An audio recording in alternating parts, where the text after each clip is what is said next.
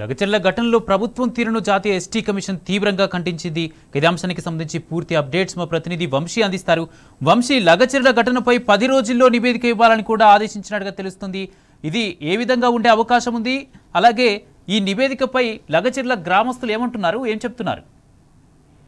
రాష్ట్ర ప్రభుత్వంపై ST commission తీవ్రమైనటువంటి ఆగ్రహం వ్యక్తం చేసినటువంటి పరిస్థితి మనం చూడొచ్చు. లగచర్లలో పర్యటిస్తున్నటువంటి ఏదైతే జాతీయ ఎస్టీ కమిషన్ సభ్యులు పూర్తి స్థాయిలో ఉన్నటువంటి తండా ప్రజలతో కావచ్చు, ఏదైతే లగచర్ల గ్రామ ప్రజలతో కూడా మాట్లాడినటువంటి పరిస్థితి కూడా మనకు కనిపిస్తుంది. వారి దగ్గర నుంచి వచ్చినటువంటి ఫిర్యాదులను కూడా పరిశీలించడం జరిగింది. దాంతో పాటుగా తండాలను కావచ్చు, గ్రామాలను కూడా చూసినటువంటి పరిస్థితి కూడా వారికి స్వయాన ఇక్కడ ఉన్నటువంటి విషయాలను దృశ్య రూపకంగానే వారికి స్పష్టంగా అర్థమైనటువంటి పరిస్థితి. ఎందుకంటే లగచర్లలో ఒక కర్ఫ్యూ వాతావరణం మాత్రం చాలా స్పష్టంగా కనిపిస్తా ఉంది. గ్రామ ప్రజలు కూడా ఎవరు కూడా బయటకు రానటువంటి పరిస్థితి కూడా మనం చూస్తా ఉన్నాము.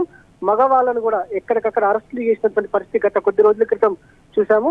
ఈ అంశాన్ని కూడా అటు గ్రామ తండ మహిళలు ఎవరైతే ఉంటారో వారందరూ కూడా అటు ఎస్టీ కమిషన్ దృష్టికి తీసుకెళ్లినటువంటి పరిస్థితి కూడా మనకు కనిపిస్తా ఉంది.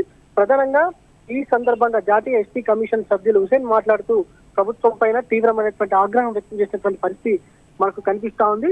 10 రోజుల్లో నివేదికని ఇవ్వాలని కూడా, తర్వాత ఏం చేయాలన్న అంశానికి సంబంధించి కూడా తమతో మాట్లాడిన తర్వాతనే నిర్ణయాలు తీసుకోవాలని కూడా ఎస్టీ కమిషన్ ఆదేశాలు ఇచ్చినటువంటి పరిస్థితి కూడా మనకు కనిపిస్తా ఉంది.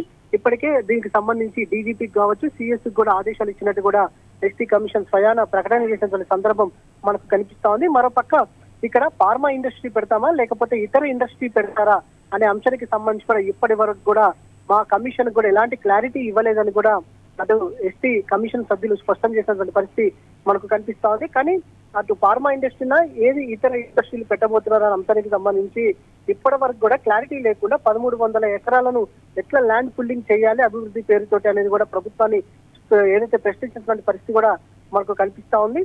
దాంతో పాటుగా ప్రధానంగా ఏదైతే గ్రామ తండా ప్రజలలో ఏదైతే అర్ధరాత్రుల పూట ఇండ్ల మీదకి వచ్చి విచక్షణ రహితంగా కొట్టి ఎవరైతే అరెస్ట్ చేశారో, కొంతమందిని తీసుకెళ్లారో వారందరినీ కూడా బేసినట్టుగా విడుదల చేయాలని కూడా డిమాండ్ చేసినటువంటి పరిస్థితి కూడా మనకు కనపడతా ఉంది.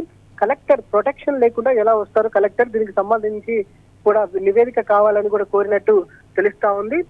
ఏదైతే ప్రధానంగా ఇప్పటి వరకు కూడా అరెస్ట్ చేసిన వారిని విడుదల చేయాలని, దాంతో పాటుగా అరెస్టులను నిలిపివేయాలని కూడా వారు డిమాండ్ చేసినటువంటి పరిస్థితి కూడా మనకు కనిపిస్తా ఉంది. దాంతో పాటుగా తండా ప్రజలు ప్రధానంగా వారు ఫిర్యాదు చేసినటువంటి అంశాలు చూస్తే మాత్రం తమకు సరైన ధర ఇవ్వకుండా తమ భూములు లాక్కుంటామని కూడా 5 లక్షలకు 10 లక్షలకు లాక్కుంటామని కూడా ఇక్కడికి వచ్చినటువంటి వారు చెప్తున్నారని కూడా వారు భయాందోళన వ్యక్తం చేశారు. దాంతో పాటుగా తమ కుటుంబ సభ్యులు కొంతమందిని అరెస్ట్ చేశారు, కొంతమంది జాడ లేకుండా పోయింది, వారి వివరాలు కూడా కావాలని కూడా చెప్పినటువంటి పరిస్థితి కూడా మనకు కనిపిస్తా ఉంది. తమ కుటుంబ సభ్యులను తమ వద్దకు చేర్చాలని కూడా కోరుకుంటా ఉన్నారు. ప్రధానంగా ఇక్కడ వచ్చినటువంటి ఫిర్యాదు చేయడానికి వచ్చినటువంటి మహిళలు ఒక్కొక్కరు వారి కంటతడి పెడుతుంటే మాత్రం ఒక ఉద్వేగపూరితమైనటువంటి వాతావరణం అటు లగచర్లలో ఏర్పడినటువంటి పరిస్థితి కూడా మనకు కనిపిస్తా ఉంది.